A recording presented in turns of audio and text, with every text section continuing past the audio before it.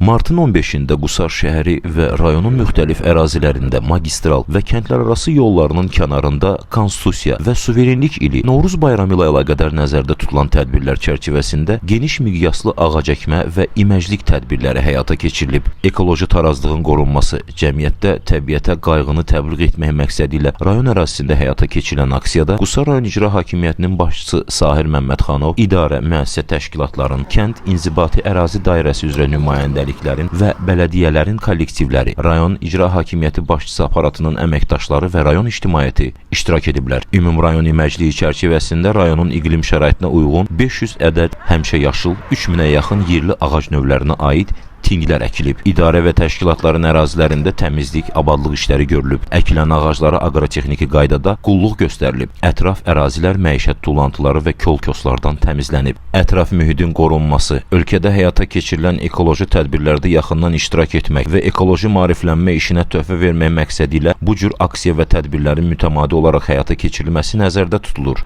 Ümumrayon iməcliyi və ağac əkmə aksiyasında yaxından iştirak edən rayonun rəhbəri Sahir Məmmədxanov Qusar rayon mərkəzi xəstəxanasında aparılan abadlıq işləri ilə tanış oldu. Yorulmayasın. Salam, hər vaxtınız xeyir olsun.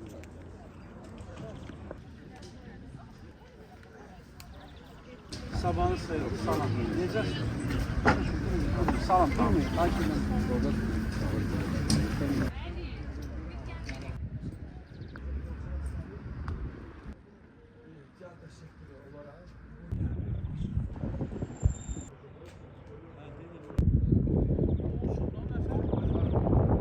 Baharın gəlişi münasibəti ilə Qusar mərkəzi meydanında düzənlənəcək bayram şənliyinin hazırlıq işləri ilə maraqlanan rayon icra hakimiyyətinin başçısı istirahət parkında dincələn rayon sakinləri ilə həmsöhbət oldu.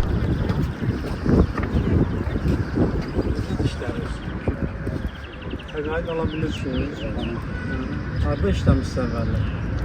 Mən Özsuda. Özsuda? Siz harada işləmişsiniz? Ha, elə mi?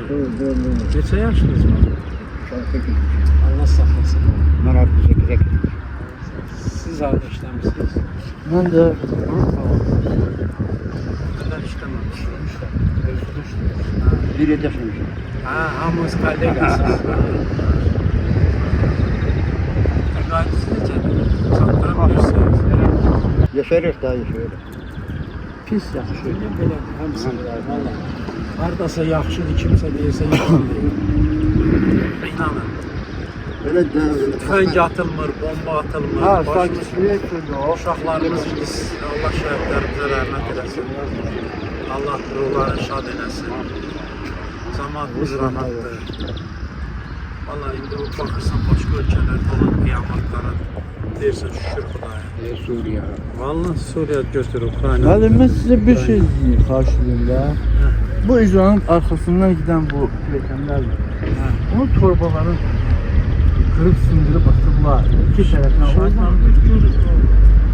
Turba ne turbasıdır? Bu plekenler var burada. Sağda her solda burada. Uzun vardı. Ha. Onu ben götürüp koydum kenara. Bilmiyorum onu kim götürüp apardı. Buradan düzeltsinler. Yaxşı. Bir de Evde işte bilmem, nəvələriniz var mı? Var. Allah saxlasın. Bilmem özüne göre bilmem. Yok düzəldər, narahat yox. Sağ olun ki deyirsiniz. Yaxşı, sağ olun. Təşəkkür. Feyruz Qayıtmazov, F Production, Qusar.